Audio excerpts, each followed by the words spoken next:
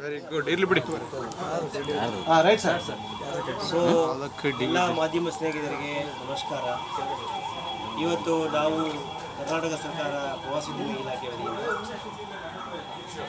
ನಮ್ಮ FKCCI ಅವರೊಂದಿಗೆ ಇವತ್ತು ನಾಳೆ ನಡೆಯಲಿರುವಂತಹ ದಕ್ಷಿಣ ಭಾರತ ಉತ್ಸವ 2024ರ ವ್ಯವಸ್ಥೆಯನ್ನು ಪರಿವೀಕ್ಷಣೆ ಮಾಡೋಕ್ಕೆ ಬಂದಿದ್ದೇವೆ. ನಮ್ಮೊಂದಿಗೆ FKCCI ಅಧ್ಯಕ್ಷರಾಗಿರುವಂತಹ ಶ್ರೀ ರಮೇಶ್ ಚಂದ್ರ ಲಗೋಟಿ ಅವರಿದ್ದಾರೆ. ಮತ್ತು ಮುಂದೆ ಬರುವಂಥ ಅಧ್ಯಕ್ಷರಾಗಿರುವಂತಹ ಶ್ರೀ ಬಾಲಕೃಷ್ಣ ಅವರಿದ್ದಾರೆ. ಮತ್ತು ಟೂರಿಸಂ ಕೌನ್ಸಿಲ್ ಅಧ್ಯಕ್ಷರಿರುವಂತಹ ಷಣ್ಮುಗಂ ಅವರಿದ್ದಾರೆ.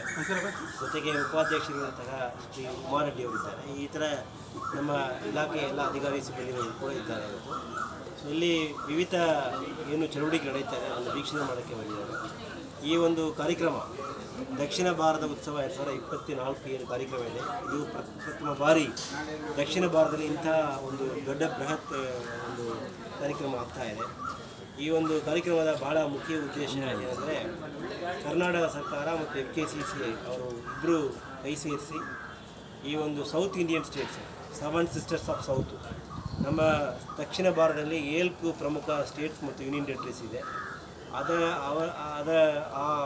7 ಪ್ರಮುಖ ರಾಜ್ಯಗಳಲ್ಲಿ ಇರುವಂತಹ ಪ್ರವಾಸೋದ್ಯಮ ಸ್ಥಳಗಳನ್ನು ನಾವು ಪಾಪ್ಯುಲರೈಸ್ ಮಾಡಬೇಕು ಮತ್ತು ಇಲ್ಲಿ ಪ್ರವಾಸೋದ್ಯಮ ಬೆಳೆಯಬೇಕು, ಪ್ರವಾಸೋದ್ಯಮಕ್ಕೆ ಜಾಸ್ತಿ ಒತ್ತು ಕೊಡಬೇಕಂತ ಒಂದು ಹಿನ್ನೆಲೆಯಲ್ಲಿ ಈ ಒಂದು ಕಾರ್ಯಕ್ರಮ ಹಮ್ಮಿಕೊಂಡಿದ್ದೇವೆ. ಯಾಕೆ ಈ ಸೌತ್ ಇಂಡಿಯನ್ ಕಾನ್ಸೆಪ್ಟ್ ತೊಗೊಂಡಿದ್ದೇವೆ ಅಂದರೆ ಮುಖ್ಯವಾಗಿ ನಮ್ಮ ಸೌತ್ ಇಂಡಿಯಾದಲ್ಲಿರುವಂತಹ ಏನು ಕಲೆ, ಪಾರಂಪರ್ಯ ಮತ್ತು ನಮ್ಮ ಸಂಸ್ಕೃತಿ ಇದೆ, ಅದು ಭಾಳ ಒಕ್ಕಟ್ಟಾಗಿರುವಂಥ ವ್ಯವಸ್ಥೆ. ಹಾಗಾಗಿ ನಮ್ಮಲ್ಲಿರುವಂತಹ ಭಾಷೆ ಇರ್ಬೋದು, ನಮ್ಮ ಸಂಸ್ಕೃತಿ ಇರ್ಬೋದು, ನಮ್ಮ ಊಟದ ವ್ಯವಸ್ಥೆ ಇರ್ಬೋದು, ನಮ್ಮ ಕಲ್ಚರ್ ಇರ್ಬೋದು, ನಮ್ಮ ಮೊನಮೆಂಟ್ಸ್ ಇರ್ಬೋದು, ಎಲ್ಲದರಲ್ಲಿ ಎಲ್ಲೋ ಒಂದು ಕಡೆ ಸೌತ್ ಇಂಡಿಯನ್ ಕಲ್ಚರ್ ರಿಫ್ಲೆಕ್ಟ್ ಆಗ್ತಾ ಇದೆ. ಹಾಗಾಗಿ ಪ್ರವಾಸೋದ್ಯಮಕ್ಕೆ ಏನು ಒಂದು ಪ್ಲಾಟ್ಫಾರ್ಮ್ ಮಾಡಿಕೊಡ್ಬೇಕಂತ ಹೇಳಿ ಈ ಒಂದು ಪ್ರಕ್ರಿಯೆಯನ್ನು ನಾವು ಕರ್ನಾಟಕ ಸರ್ಕಾರ ವತಿಯಿಂದ ಪ್ರವಾಸೋದ್ಯಮ ಇಲಾಖೆ ವತಿಯಿಂದ ನಾವು ಇದನ್ನು ಪ್ರಾರಂಭ ಮಾಡಿದ್ದೇವೆ. ಸೊ ನಮ್ಮ FKCCI ಅವರು ಇದಕ್ಕೆ ಭಾಳಷ್ಟು ಶ್ರಮಿಸಿದ್ದಾರೆ.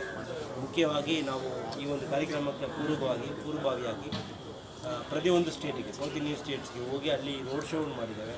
ತೆಲಂಗಾಣ ಹೈದರಾಬಾದ್ಗೆ ಹೋಗಿದ್ದೇವೆ, ಆಂಧ್ರ ಪ್ರದೇಶದಲ್ಲಿ ವಿಜಯವಾಡಗೆ ಹೋಗಿದ್ದೇವೆ, ಕೇರಳದಲ್ಲಿ ಕೊಚ್ಚಿಗೆ ಹೋಗಿ ರೋಡ್ ಶೋ ಮಾಡಿದ್ದೇವೆ, ಪಾಂಡಿಚೇರಿಯಲ್ಲಿ ಮಾಡಿದ್ದೇವೆ, ಚೆನ್ನೈನಲ್ಲಿ ಮಾಡಿದ್ದೇವೆ. ಈ ಥರ ಪ್ರತಿಯೊಂದು ರಾಜ್ಯಗಳಲ್ಲಿ ಕೂಡ ನಮ್ಮ FKCCI ಮತ್ತು ಕರ್ನಾಟಕ ಪ್ರವಾಸೋದ್ಯಮ ಇಲಾಖೆ ಸೇರಿ ಒಂದು ರೋಡ್ ಶೋವನ್ನು ಮಾಡ್ಕೊಂಡು ಬಂದಿದ್ದೇವೆ. ಇದರಿಂದ ಭಾಳಷ್ಟು ಪ್ರವಾಸೋದ್ಯಮ ಬಂಡವಾಳಶಾಹಿಗಳಿಗೆ, ಉದ್ದಿಮೆದಾರರಿಗೆ ಅನುಕೂಲ ಆಗೋದಕ್ಕೆ ವ್ಯವಸ್ಥೆಯನ್ನು ಕಲ್ಪಿಸಿಕೊಟ್ಟಿದ್ದೇವೆ. ಇಲ್ಲಿ ನಾಳೆ 15ನೇ ತಾರೀಕಿಗೆ ಕರ್ನಾಟಕ ಸರ್ಕಾರದ ಸನ್ಮಾನ್ಯ ಮುಖ್ಯಮಂತ್ರಿಗಳು ಶ್ರೀ ಸಿದ್ದರಾಮಯ್ಯಜಿ, ಸನ್ಮಾನ್ಯ ಉಪಮುಖ್ಯಮಂತ್ರಿಗಳು ಶ್ರೀ DK ಶಿವಕುಮಾರ್ಜಿ, ಸನ್ಮಾನ್ಯ ಪ್ರವಾಸೋದ್ಯಮ ಸಚಿವರಾಗಿರುವಂತಹ ಶ್ರೀ HK ಪಾಟೀಲ್ಜಿ, 3 ಜನರ ಒಂದು ಆಶೀರ್ವಾದದಿಂದ ಈ ಒಂದು ಕಾರ್ಯಕ್ರಮ ಉದ್ಘಾಟನೆ ಮಾಡಲಿದ್ದೇವೆ. ಇದರಲ್ಲಿ ಎಲ್ಲ ಸ್ಟೇಟು, ವಿವಿಧ 7 ಸ್ಟೇಟ್ಸ್ ರೆಪ್ರೆಸೆಂಟೇಟಿವ್ಸು, ಅಧಿಕಾರಿಗಳು, ಅಲ್ಲಿರುವಂತಹ ಉದ್ದಿಮೆದಾರರು ಎಲ್ಲರೂ ಕೂಡ ಭಾಗವಹಿಸ್ತಾ ಇದ್ದಾರೆ. ಇದು ದೊಡ್ಡ ಮಟ್ಟದ ಕಾರ್ಯಕ್ರಮ.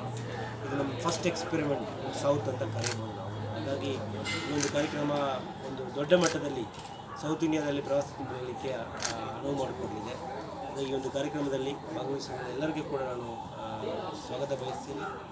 ಮುಖ್ಯವಾಗಿ ಈ ಒಂದು ಕಾರ್ಯಕ್ರಮದಲ್ಲಿ ನಾವು ಸೌತ್ ಇಂಡಿಯನ್ ಸ್ಟೇಟ್ಸ್ನ ಎಲ್ಲ ಪ್ರಾಪರ್ಟೀಸು, ಅಂದರೆ ಅವರ ಟೂರಿಸಂ ಸೈಟ್ಸು, ಡೆಸ್ಟಿನೇಷನ್ ಪ್ರಮೋಟ್ ಮಾಡೋದಕ್ಕೆ 80 ಸ್ಟಾಲ್ಸ್ಗಳನ್ನು ಮಾಡಿದ್ದೇವೆ. ಜೊತೆಗೆ 7 ಸ್ಟೇಟ್ಸಿಂದ ಪೆವಿಲಿಯನ್ಸ್ ಮಾಡ್ತಾಯಿದ್ದೀವಿ. ಪೆವಿಲಿಯನ್ ಅಂದರೆ ಆ ಸ್ಟೇಟ್ಸಲ್ಲಿರುವಂಥ ಪ್ರವಾಸೋದ್ಯಮ ಪಾಲಿಸಿ ಬಗ್ಗೆ, ಪ್ರವಾಸೋದ್ಯಮ ಸ್ಥಳಗಳ ಬಗ್ಗೆ ಯಾವ ಥರ ಪ್ರೋತ್ಸಾಹ ಕೊಡ್ತಾ ಇದ್ದಾರೆ ಅಂತ ಜನರಿಗೆ ತಿಳುವಳಿಕೆ ಕೊಡೋದಕ್ಕಾಗಿ ಪೆವಿಲಿಯನ್ಸ್ ಮಾಡಿದ್ದೇವೆ. ಜೊತೆಗೆ ಸೌತ್ ಇಂಡಿಯನ್ ಫುಡ್ಸನ್ನು ಡೆಮಾನ್ಸ್ಟ್ರೇಟ್ ಮಾಡೋಕ್ಕೆ ಫುಡ್ ಮೇಳ ಮಾಡ್ತಾಯಿದ್ದೀವಿ. ಜೊತೆಗೆ ಇಲ್ಲಿ ಸೌತ್ ಇಂಡಿಯನ್ ಕಲ್ಚರಲ್ ಆ್ಯಕ್ಟಿವಿಟೀಸನ್ನು ಪ್ರಮೋಟ್ ಮಾಡೋಕ್ಕೆ ನಾಳೆ ಸಂಜೆ 15ನೇ ತಾರೀಕು ಸಂಜೆಗೆ 6:30ಗೆ ನಾವು ಕಲ್ಚರಲ್ ಪ್ರಮೋಷನ್ಸ್ ಮಾಡೋಕ್ಕೆ ಮಾಡ್ಕೊಳ್ತಿದ್ದೀವಿ. ಸೊ ಇದರಲ್ಲಿ 2 ತಾಸು ಮನೋರಂಜನೆ ಕಾರ್ಯಕ್ರಮ, south Indian cultural folk and light music, songs ಎಲ್ಲ ಕೂಡ ಇರ್ತದೆ. ಸೊ ಇದರಲ್ಲಿ ಭಾಳ ಮುಖ್ಯವಾಗಿ ಇಷ್ಟೇ ಕೇವಲ ಮನೋರಂಜನಾ ಕಾರ್ಯಕ್ರಮ ಅಲ್ಲದೆ ಬಹುಮುಖ್ಯವಾಗಿ ಏನು ಉದ್ದೇಶ ಅಂದರೆ ಬಂಡವಾಳವನ್ನು ನಾವು ಶೇಖರಣೆ ಮಾಡಬೇಕು. ಪ್ರತಿಯೊಂದು ಸೌತ್ ಇಂಡಿಯನ್ ಸ್ಟೇಟ್ಸ್ಗೆ ಅಂತ ಒಂದು ಗುರಿ ಇಟ್ಕೊಂಡು ಮಾಡ್ತಾಯಿದ್ದೀವಿ.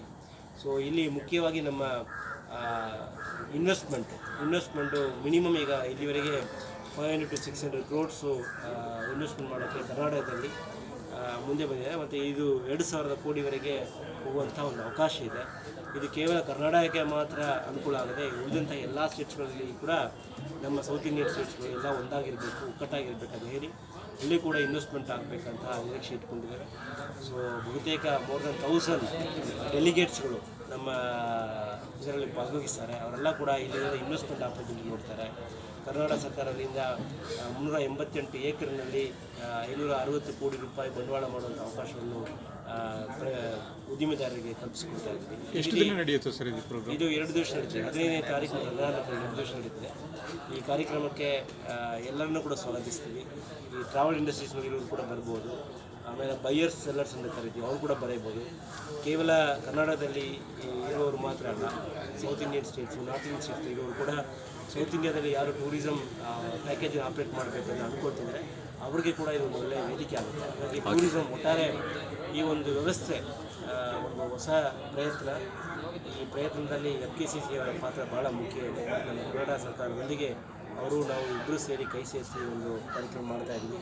ಸೊ ಒಟ್ಟಿನಲ್ಲಿ ಈ ಕಾರ್ಯಕ್ರಮ ಸಫಲೀಕರಣ ಆಗುತ್ತೆ, ಸಫಲ ಆಗುತ್ತೆ ಅಂತ ಹೇಳಿ ಈ ಸಂದರ್ಭದಲ್ಲಿ ಅದು ಯಶಸ್ವಿ ಆಗಲಿ ಅಂತ ಹಾರೈಸ್ತೀನಿ. ತಮ್ಮೆಲ್ಲರ ಸಹಕಾರವನ್ನು ಕೊಡ್ತೀವಿ. ಮಾಧ್ಯಮ ಸ್ನೇಹಿತರು ಕೂಡ ಇದು ಭಾಳ ಮುಖ್ಯ ಪಾತ್ರ ವಹಿಸ್ತೀರಾ. ಸೊ ನಾವು ಬೇರೆ ಬೇರೆ ರಾಜ್ಯಗಳಿಗೆ ಹೋದಾಗ ದೊಡ್ಡ ಮಟ್ಟದಲ್ಲಿ ಇಲ್ಲಿರುವಂಥ ಸ್ಥಳೀಯ ಮಾಧ್ಯಮದವರು ಭಾಳ ಸಹಕಾರ ಕೊಟ್ಟಿದ್ದಾರೆ. ಇಲ್ಲಿ ನಮ್ಮ ಕರ್ನಾಟಕ ರಾಜ್ಯದ ಮಾಧ್ಯಮಕ್ಕೆ ಮತ್ತು ನ್ಯಾಷನಲ್ ಲೆವೆಲ್ ಮೀಡಿಯಾದವರಿಗೆ ಈ ಒಂದು ಏನು ಸೌತ್ ಇಂಡಿಯನ್ ಸ್ಟೇಟ್ಸ್ನ ಒಕ್ಕೂಟ ಇದೆ, ದಕ್ಷಿಣ ಭಾರತ ಉತ್ಸವ ಏನು ಪ್ರವಾಸೋದ್ಯಮ ಬೆಳೀಲಿಕ್ಕೆ ಮಾಡ್ತಾಯಿದ್ವಿ, ಅದಕ್ಕೆ ಸಾಕಷ್ಟು ಸಹಕಾರ ಕೊಡಬೇಕು ಅಂತ ಈ ಸಂದರ್ಭದಲ್ಲಿ ಕೋರ್ತೀವಿ. Okay sir.